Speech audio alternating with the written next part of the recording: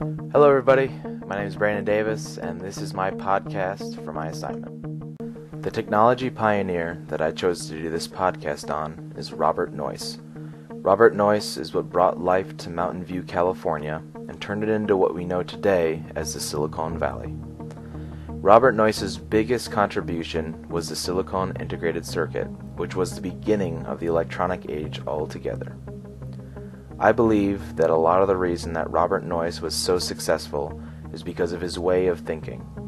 At the time, staying at the same company and retiring with that company was the social norm. However, he sought to bring his brilliant ideas to the forefront of the world by leaving not only one company, but two, and making his very own. In his own company, he wanted to bring a new era to the way that we do business, and I believe that this more relaxed, sleeves rolled up demeanor would help with the speed at which they needed to complete each milestone.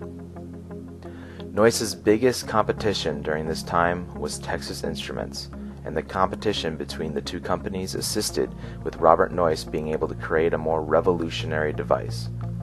This process is what made him more than a great engineer, but is a technology pioneer.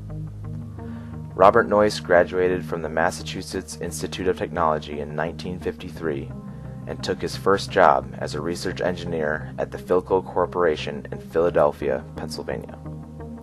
He then left Philco for Shockley Semiconductor Laboratory, where he would begin to show his genius.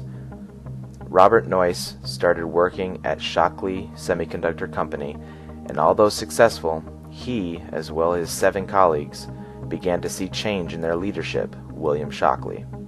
Before leaving the company for good, his 7 colleagues would try to create a coup and dethrone William Shockley, but were significantly unsuccessful. In 1957, they, including Robert Noyce, would defect and co-found their own company by the name of Fairchild Semiconductor, where they would continue working on their revolutionary ideas. Just over 10 years later, Noyce would co-found Intel with Gordon Moore, one of the original defectors, and would later work together and oversee the creation of the microprocessor by Ted Hoff.